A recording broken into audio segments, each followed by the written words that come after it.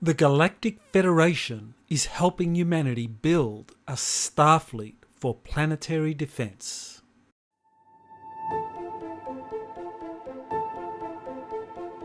You are listening to Exopolitics Today with Dr. Michael Salla, your source for the uncensored truth regarding the human, extraterrestrial, social, global, and political agenda.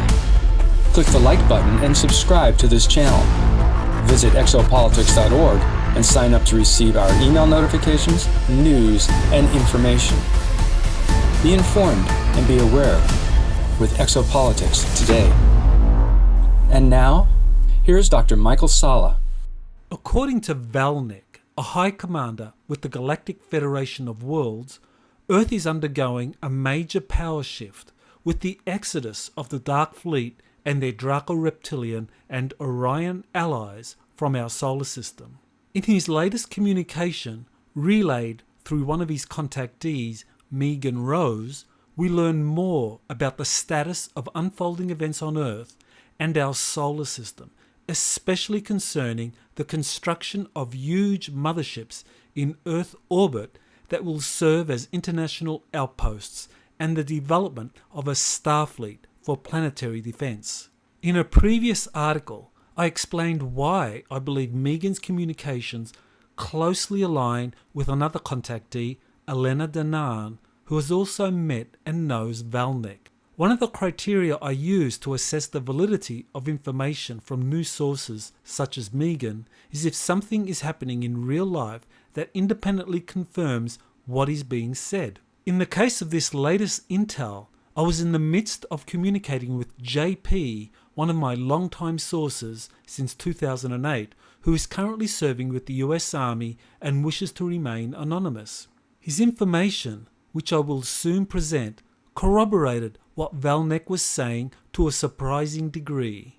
Consequently, I pass on the following information with high confidence that it is credible and worth evaluating for gaining a big picture overview of current events in our solar system.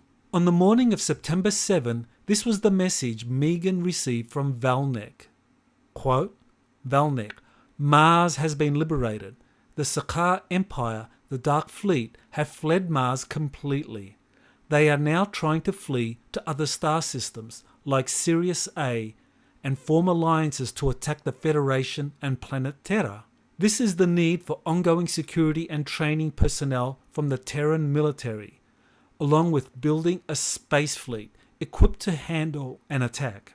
On Mars, most of their dark portals have been completely closed with the exception of a few, which the Federation is working on. Their main portal to their headquarters, Aldebaran, has been closed completely. This is a huge victory for the Federation, as it is impossible for them to re-enter and re-infiltrate their precious outpost on Mars. As you know, I've been working with US military officials to train and implement a fleet to protect and defend Terra. I want to reiterate that we have implemented technology to protect planet Terra. The Starfleet, as you call it, is designed with higher density technology, making many of the new ships undetectable to the enemy. The enemy is unable to track or locate these ships due to the higher frequency. The ships have the capability to materialize and dematerialize in a lower density when necessary. This technology was given to the Terrans and must be built or produced by Terrans as to be in accordance with the laws of the Federation. End quote. This is where the information of my anonymous source, JP, becomes relevant. Synchronistically, on the morning of September 7, he was telling me that he and select US Army colleagues were participating in multiple missions to the Moon on advanced shuttlecraft using Nordic extraterrestrial technologies that had been shared with US military and built on Earth. In a previous article, I explained an incident where JP met with one of these Nordics working with the US military and took a photo of the spacecraft. JP said that while his army colleagues were having their memories wiped, he remembered everything about the Moon missions. He described the shuttlecraft as very similar to a Nordic spacecraft that he had witnessed in Brazil in 2008, soon after which we began communications. I have documentation proving JP is currently serving with the US Army and has completed Special Forces training necessary for covert space missions, along with the training required for his military occupation specialty, MOS 91J, as a quartermaster and chemical repairer. JP described the Moon shuttlecraft as fully autonomous vehicles that were a combination of human and extraterrestrial technology being remotely controlled from the Moon and Earth depending on where the craft was transiting. The principle is similar to an airport shuttle, but in this case, the craft was shuttling military personnel very quickly forth and back to the Moon for defense and construction projects. Here are extracts from my Skype conversation with JP. Quote, tiring moon and back, moon and back, moon and back, moon and back, moon and back, converting ice into water. I never seen this craft before, similar from the one in Brazil, sharper ends. I remember something interesting.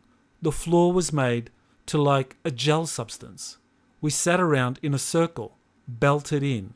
You feel the G-force a split second, and everything seems normal. A lot of people are going to the moon and not having recollection. I still have recollection. I remember everything. There's always construction going around. Is always new stuff coming up. It was kind of funny. When we left one time, another group stayed, but only speaking French. It's like an international thing. And another time, another group stayed that does not even look human, similar to us. Take turn holding these spots down. It looks more like Nordic technology. It's like a mixture of us and them. End quote. JP's military occupation specialty 91J status supports his claim of being sent to the moon to install or repair equipment that would convert ice into water. JP's information directly supports Val Nek's claim that the Galactic Federation is helping the US and allied militaries build fleets of new advanced spacecraft for a variety of space missions. JP's information directly supports Val Nek's claim that the Galactic Federation is helping the US and allied militaries build fleets of new advanced spacecraft for a variety of missions, a modern-day Starfleet. JP's information also supports a prior communication from Val Nek, who described the construction of a new moon base and refurbishing older abandoned bases. I now return to Val Nek's communication with Megan on the morning of September 7. Quote, Val Nek, thus the need for the Earth Alliance to make agreements with large corporations. I must stress that although there is of course in times of war the chance of an incoming threat, that planet Terra is secure and we are doing everything that we can to ensure the safety of the Terran people. Do not consent to fear. It is my honor and pleasure to serve the Terran people. Megan, can you say anything about why the Sakars want to come back to Terra? Val Nek, I cannot disclose everything. They are interested, of course, in planet Terra for its vast resources. They are trying to make alliances with other species from other star systems that will adhere to their strict code of ethics, if you can call them that. What I mean by this, the Sakar historically are not good negotiators. They need resources to negotiate, Terran resources. They do not make good allies, as they have a predatory nature and look out for their own self-interests. Their ability to negotiate, their power, has substantially decreased since their supply of trade has been cut or obliterated. They are rendered powerless. This is good news. End quote.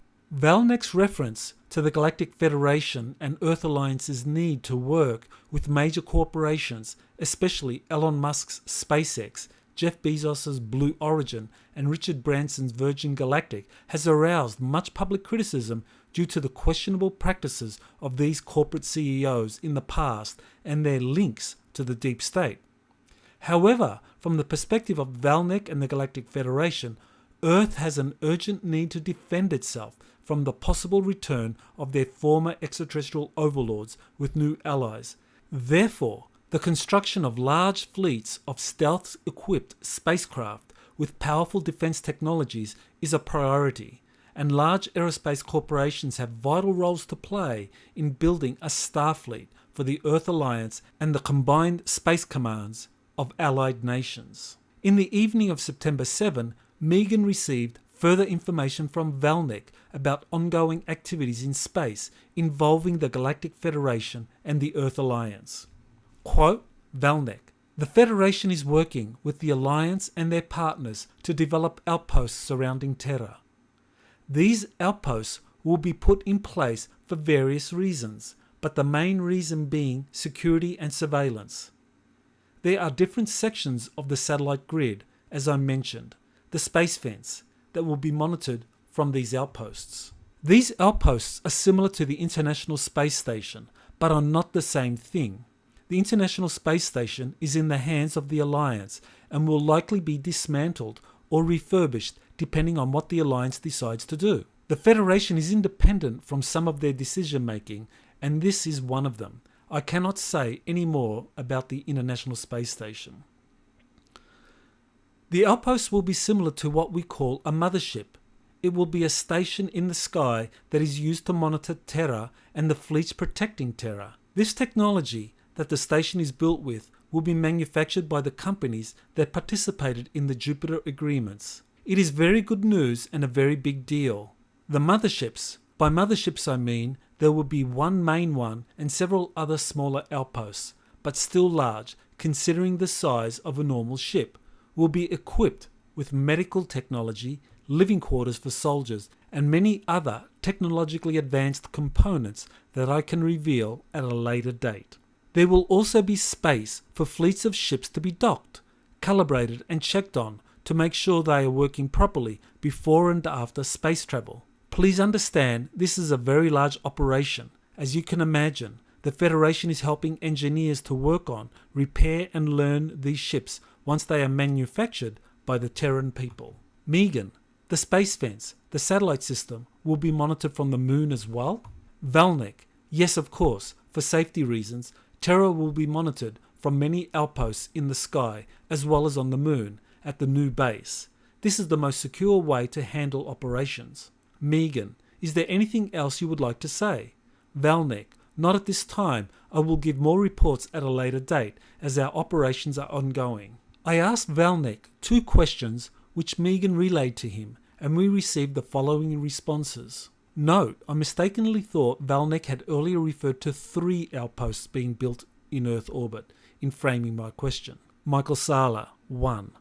I do have a question about the 3 outposts that will be established and the decommissioning of the International Space Station. As far as I'm aware, the National Reconnaissance Office, along with the CIA, had 1 or more stealth, wheel-shaped space stations based on the von Braun space station design that they used to conduct covert and intelligence operations around the planet that was set up in the 1970s and 80s. What will happen to these NRO CIA stealth space stations as the new outposts are set up? Val Nek, there are more than 3, and there will be 1 main station, which is a larger structure. This structure is built with the same technology used to build the new moon base for the US. It is an impenetrable technology that uses a high frequency to create a grid in the walls of the structure, but also in this case around the station as well. This disallows any unauthorized personnel. This technology, of course, will be built by the Terran people, thus referencing the agreements made in the Jupiter agreements. I would like to reiterate, it is likely, although I cannot confirm, that the International Space Station will be dismantled or at least refurbished due to its technology soon being very outdated compared to what is being manufactured for space at this time. In reference to the NRO CIA space stations, in the interest of Megan's safety, I cannot completely answer this question. What can I say? Our operations in respect to some of these groups are ongoing. There has been, as many know, an infiltration of an extraterrestrial presence in some of these organizations. The war on and under planet Terra is ongoing. Now that the Dark Fleet has left Mars, the military allies of some of these groups are greatly weakened and they pose little threat.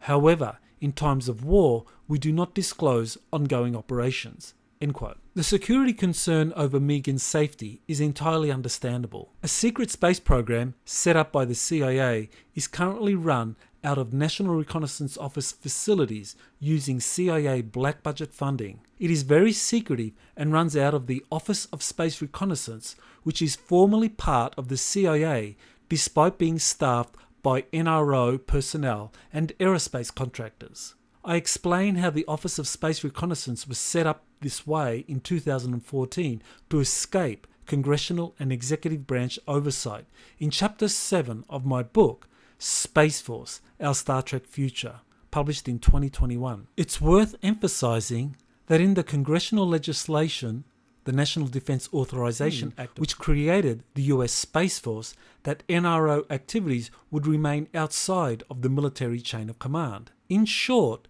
while US Space Command would have control of Space Force and other military assets in space, the joint NRO-CIA space program would remain independent. This will prove to be a major challenge to future US Space Command operations, as my Space Force book explains. Val Nek's response to my second question follows. Quote, Michael Sala 2. Also, does Val Nek know about China's role for the mothership outposts? China was excluded from the International Space Station due to mistrust, but due to the Jupiter agreements, I assume it will be included in the new outposts. Val Nek. China has limited access as outlined in the Jupiter agreements. They are considered by the Federation to be the least trustworthy. There is an opportunity to gain trust with good behaviour over time. I can reveal that the US will be in charge of these stations we are manufacturing. Other countries and their space programs will have access to them as outlined in the Jupiter agreements. There is a code of conduct outlined in these agreements. For example, how to behave in space and other, what you can consider legal guidelines for maintaining their programs respectively. Megan, why is China the least trustworthy?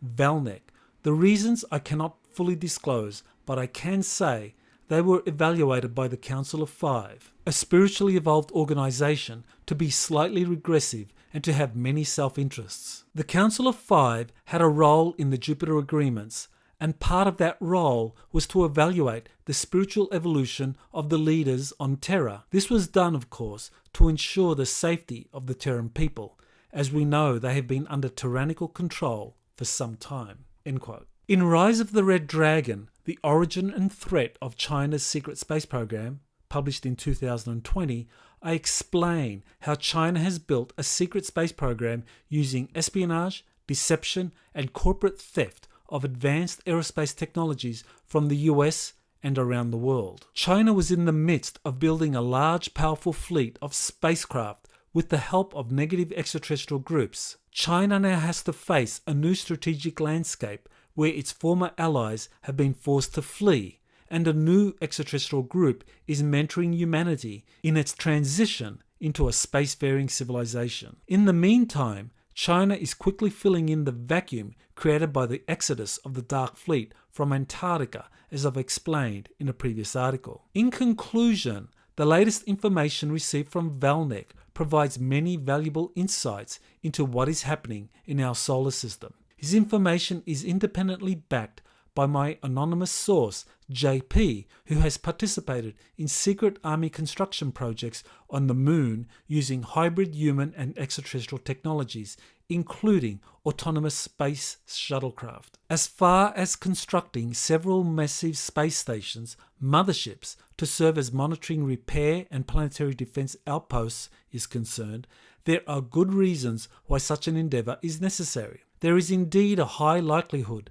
that the negative extraterrestrial races that have recently fled our solar system will attempt to return at some future time, first through infiltration and eventually through more kinetic means using new interstellar allies. Val Nek's information confirms that we are in the midst of an enormous planetary transition. Humanity is being helped by the Galactic Federation in building a star fleet for planetary defense. A Star Trek future is unfolding right now as envisaged in a 2019 Space Futures report, and presents many new opportunities and challenges for humanity. I wish to thank Megan Rose for relaying Val Nek's information and answers to me. If you want to learn more about our Star Trek future, then I highly recommend my September 11 webinar titled Our Star Trek Future, which will reveal how the Galactic Federation played a significant role for decades